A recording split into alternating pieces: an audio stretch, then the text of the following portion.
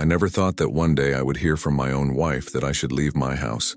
Not after everything I've built, everything I've paid, every extra hour I've done in the freezing Ohio winter so that she and my kids would never miss a thing.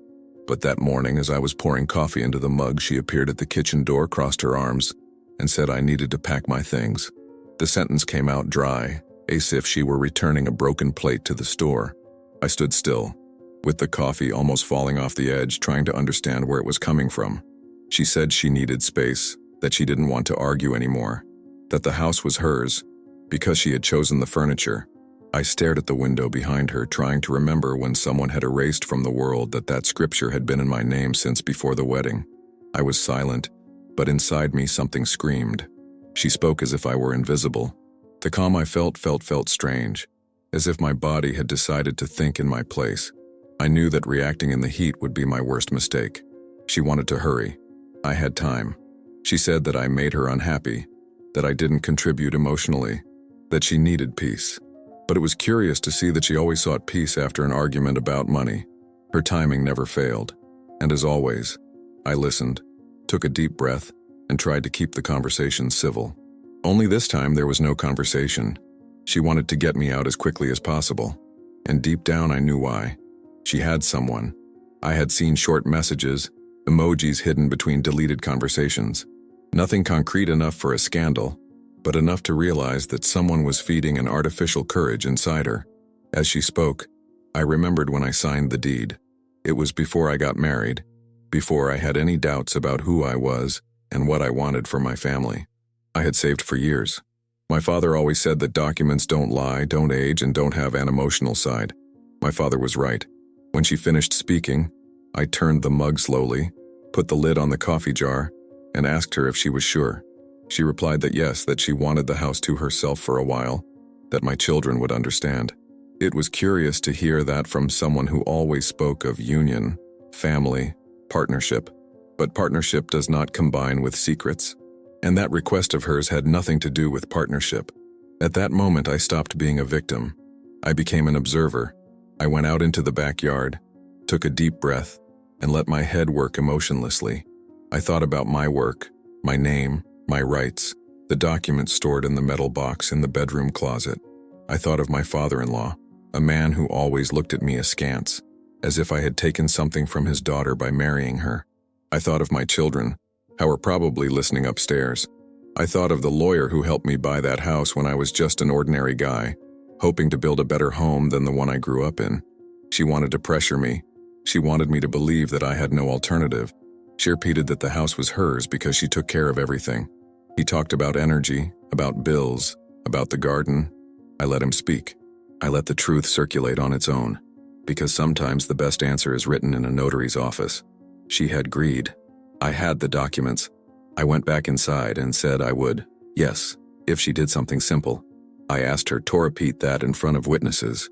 She laughed, thought it was ridiculous, asked if I was trying to create drama. But I was just following a silent line that never fails.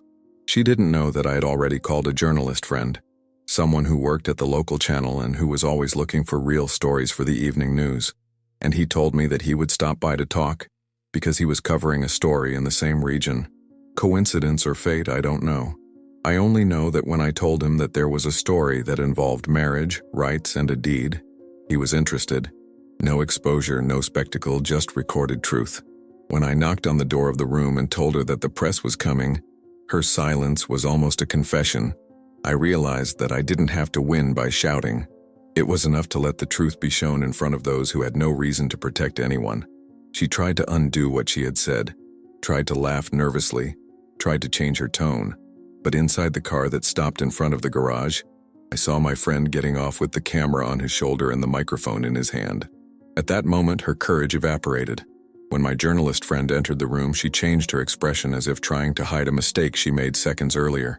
I stood, hands in my pockets, watching every detail without raising my voice. He introduced himself politely, explained that he was there because I had commented on a conflict involving housing rights and documentation. She tried to smile, but the smile stuck in the corner of her mouth. He said it was no big deal, just a domestic misunderstanding. My friend just wrote it down. He was not there to take sides, only to register. His presence was enough to reveal who was confident in his own word and who needed to adjust his speech every time someone new entered the room. She looked at me sideways as if silently asking me to give up that idea. But I just walked over to the living room closet, opened the wooden drawer and grabbed the black folder where I'd always kept copies of everything. Not out of mistrust, but because I learned early that a man who depends on the memory of others to prove his truth lives at a disadvantage. I put the folder on the table, pushed it in the direction of the journalist, and asked him to read the front page. It was the original deed, with date, address, notarized signature, and my name as the exclusive owner. She looked away, straightened her hair, tried to change the subject by asking if anyone wanted water. Noon answered. Tension rose as he calmly asked if he could record a brief statement. She said she didn't feel comfortable. I said that everything was fine, that I would talk to myself. I sat in the couch, took a deep breath, and told him exactly what had happened minutes before. He said that my wife had asked me to leave the house, stating that it was hers, while the deed showed something else. I spoke without anger, without exaggeration, just reporting the facts. He listened to me attentively, making small notes. At the end, he looked at her and asked if she wanted to comment. She said she had nothing to declare at that moment. It was curious how her courage always faded when the truth got too big to be pushed under the rug. I remained calm. I didn't have to point fingers, I didn't have to humiliate anyone. The situation explained itself. She tried to invent small justifications, saying that the house was ours, that she took care of the finances, that this should count as shared property. But I knew that paid bills don't erase signed documents, and he knew that too. She did not understand that there were specific rules about property acquired before marriage in the United States. I didn't have to win by emotion. He needed to win by clarity. And clarity is something that many people fear when they act out of self-interest.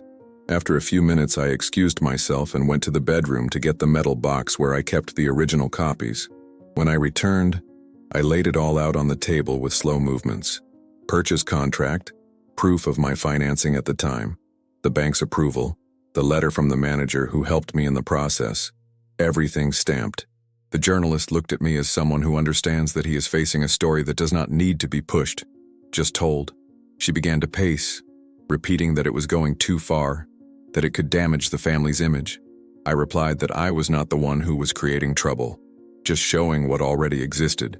At that moment, I realized something important. I wasn't trying to save my marriage. I was trying to save my dignity, and the dignity of a man in his 40s, who has worked his whole life to build something solid, cannot be negotiated by emotional pressure. I felt a weight coming off my back. The situation had been pushed by her to a strange limit, but now it was balanced. The truth was clear, visible, untouchable. She had created a narrative based on advantage. I had a reality based on facts. They had greed. I had the documents. I repeated this phrase in my head as a silent reminder that I didn't need to justify myself beyond what was necessary. My friend turned off the camera and said that if I wanted, I could ask them not to release the images. He was there mainly as a professional witness. His presence was enough. I said I would evaluate it later. She tried to convince him that it didn't make sense, but he didn't have time for hastily constructed stories. He said goodbye and walked out the front door, leaving behind an uncomfortable silence. She rushed to close the door, as if the gesture might prevent the world from noticing what was happening there. When we returned to the living room, she asked to talk to me alone. She said she was stressed, that she had spoken without thinking, that she was going through a complicated time. I listened to her, without interrupting, but inside me I already knew that this was not an impulse. It was flat. She wanted to weaken me and then justify decisions she had already made with someone out there. But now everything had changed. I had seen her expression when the journalist arrived. That wasn't just a surprise. It was fear. The fear of someone finding out that she was trying to displace me from something that had always been mine. I just said that I would talk later, when everything was calmer. And I went up to the room, taking the box of documents with me. I knew that this was just the beginning of the turnaround. They wanted to hurry. I had time.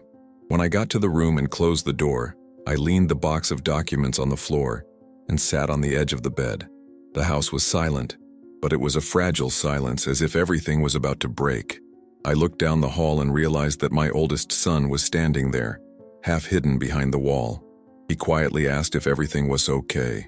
I said that I was, that sometimes adults disagree and that I would resolve it calmly. He nodded, but his look showed that he had understood everything. Children perceive truths that adults pretend not to see. He walked back to his room slowly, and I wondered what that moment would mean to him in the future. A father does not always choose to win, but he always chooses to show integrity. I opened the box and spread the papers on the bed. One by one, I reviewed everything. The dates, the signatures, the name of the bank, the old receipts, the letter from my lawyer at the time. I kept everything not out of paranoia, but because in the United States, documentation is the foundation of any adult's safety. As I was arranging the sheets, I heard footsteps climbing the stairs. She stopped at the door. He asked if he could come in. I didn't answer. She went in anyway, and stood looking at the papers as if they were enemies. She said that everything had gotten out of hand, that she didn't want to involve other people. I replied that I hadn't planned any of that either, that I was just reacting to what she herself started. She tried to sit next to me on the bed, but I asked her to stand up, not out of arrogance, but because I needed mental space.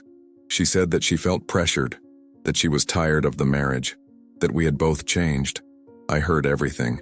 I did not deny that changes happen.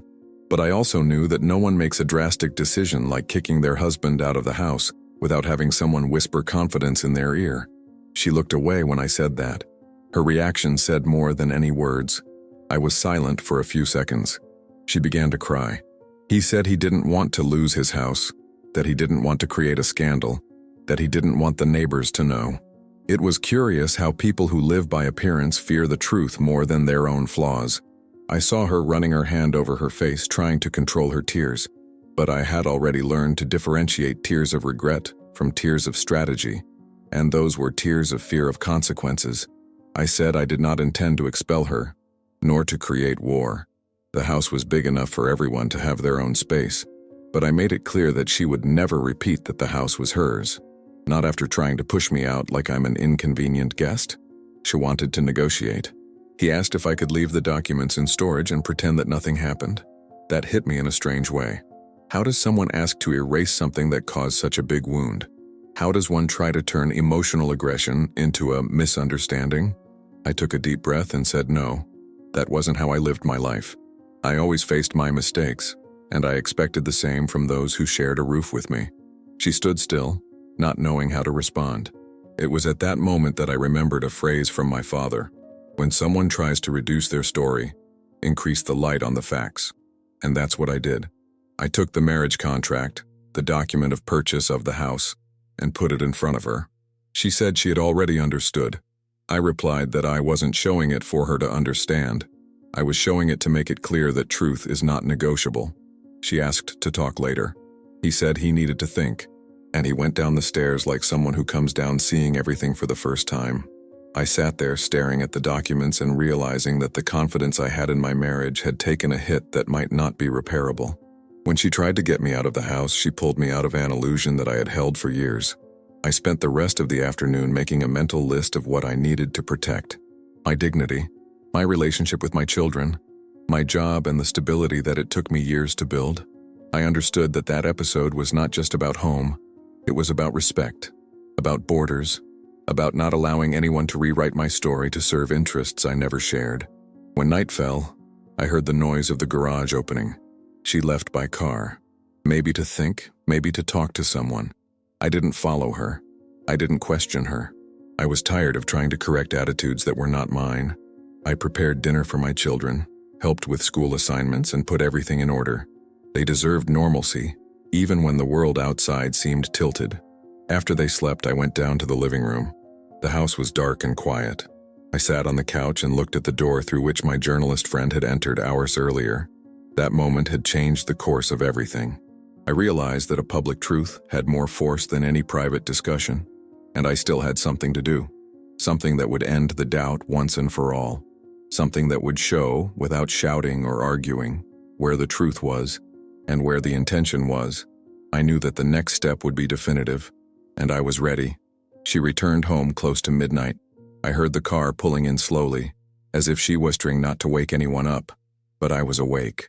I was sitting in the living room with the folder of documents next to me, looking at the door as if watching the end of a line that had been pulled since morning. When she entered, she tried to act naturally. He took off his coat, put his bag on the chair, and asked if I was still awake. I said yes. She said she had gone to cool her head. I just replied that I imagined. The tension in the air was so dense that it seemed possible to touch it. She tried to sit on the couch next to me, but I asked her to stand because she needed a clear conversation. No emotional approximations, no calculated gestures.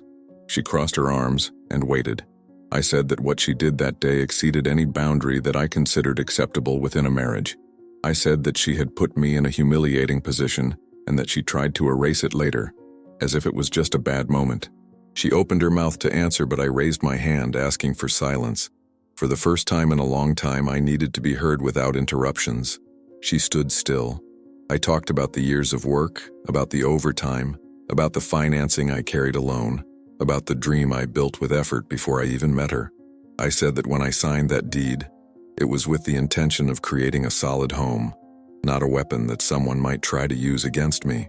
She tried to say that it wasn't that I was getting it wrong. But the problem was that I had understood it too right. Her attempt to push me out was not an accident. It was a decision. She sat slowly in the chair and put her face between her hands. She said she was confused, that she didn't want to end marriage, that she just wanted me to change a few things. It was interesting to see how the justifications changed as the light of truth approached. I replied that any talk of change would be welcome, but not before we had corrected what had been done that day. I needed some assurance, something concrete, not words, not promises. She asked what I wanted. I got up from the armchair, took the briefcase, and took out a large envelope still sealed. I put it on the table. She looked not understanding. I explained that that envelope contained a recording of the interview that my journalist friend did with me. He had sent me the file within hours of leaving the house. Nothing was aired, nothing was published, but it was there, whole, registered. She widened her eyes. She asked if I had planned to use that against her. I calmly replied that I don't plan anything against anyone. I plan only in favor of my dignity. The truth is that that envelope represented something bigger. It represented the impossibility of her denying what she had said and done. It represented a fixed memory, impossible to erase. She began to breathe faster, as if she had finally understood that she could not manipulate that moment. He said that I was exaggerating, that it would destroy our relationship. I replied that I didn't need to destroy anything. He just needed to ensure that the truth would not be thrown away as if it were disposable. She stood up and began to walk around the room, repeating that I was being radical, but in fact, I was being simple. I asked her to sign an agreement stating that she recognized my ownership of the house without present or future dispute. A clear, direct document, which only repeated what the deed already said. She was silent for a few seconds, as if the request was absurd. But it wasn't. It was just a consequence of the action itself. She refused at first. She said it was offensive, that I was treating her as an enemy. I replied calmly, I wasn't treating her as an enemy. I was treating her the way a responsible adult treats someone who tried to take something from him that had always been his. When someone tries to narrow down their story, turn the light on the facts. That's what I did. After much silence, she took the deal. He read line by line with trembling eyes, and then he signed it. Not because I want to, but because he understood that he no longer had room for comfortable versions of the truth. He signed because he saw how much he had lost that day. Not the house, but the emotional advantage he believed he had. When he put the pen on the table, it looked smaller than I had ever seen. I kept the document in the folder. I thanked her for signing and said that now we could talk about the rest if she wanted. She just shook her head and said she was tired.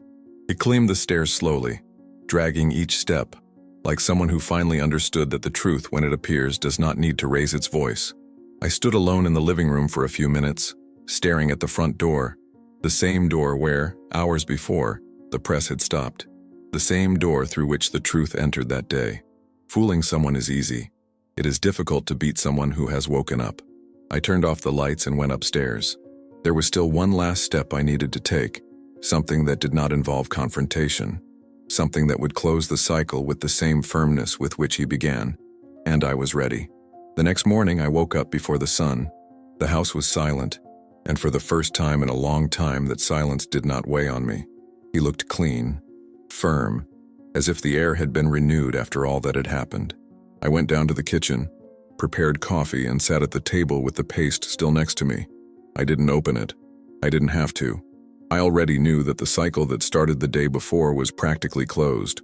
All that remained was to ensure something simple, that my children knew that the truth always stands without shouting. When they woke up, I made breakfast as usual. I didn't bring it up with them. Children do not need to carry the weight that belongs to adults. After they left for school, I heard slow footsteps coming down the stairs. She appeared in the kitchen with a tired face, red eyes, without makeup. He seemed to have aged months in a few hours. She pulled up a chair and said she didn't sleep. I replied that I imagined it. She said she needed to talk, but she didn't know where to start. I kept quiet, waiting. She took a deep breath and confessed that she didn't want to take me out of the house, but she wanted to tease me. She wanted me to react, to be shaken, to show insecurity, to justify some decision she wanted to make. She said she felt trapped, that she thought I was too predictable, too calm, too peaceful. I listened to it all with a peace that perhaps came from the fact that I had regained my own axis the day before. She finally admitted that there was someone else, someone who had put ideas in her head about independence, about freedom, about starting over. I didn't feel angry. To feel anger would be to give power to what did not deserve it. I just said I understood, that people make bad decisions when they believe in fantasies, and fantasies always seem stronger when no one exposes the light in them. She began to cry again, apologizing, saying that she did not want to destroy the family. I replied that the family is only destroyed when someone exchanges respect for interests.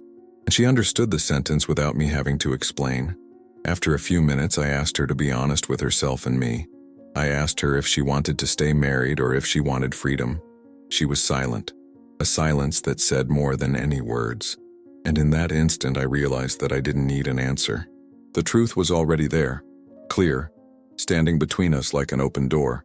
I stood up, grabbed the briefcase, and went upstairs to put everything in the closet. When I went downstairs, I found her standing near the front door looking out. She asked me what I would do now. I said I would continue to live with the same firmness that brought me there. I said I would protect my children, my home, and my peace, and that any more decision would only be made when she knew what she wanted. She nodded slowly, and for the first time since the beginning of everything, I saw truth in her eyes. Not the comfortable truth, the truth that hurts. Before I left for work, I closed the door and felt something simple but powerful. I had regained my place, not because someone gave it back to me, but because I should never have let them try to take it away. And so, without raising my voice, I finished the quietest turn of my life.